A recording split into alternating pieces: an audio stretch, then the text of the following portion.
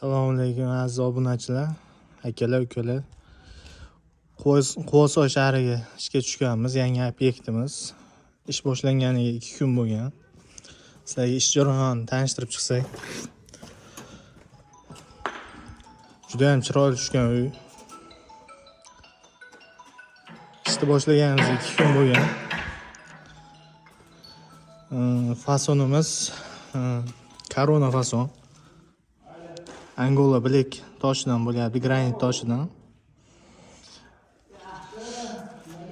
Burchaklar 45 ga chiqyapti. Shunaqa tezkor, sifatli xizmatlar kerak bo'lsa, o'zimizga aloqaga chiqaverasizlar. Xudo xolasa ish jarayoni bitishlarini ish davomida qo'yib boramiz. Obuna bo'lib ketinglar, like bosib.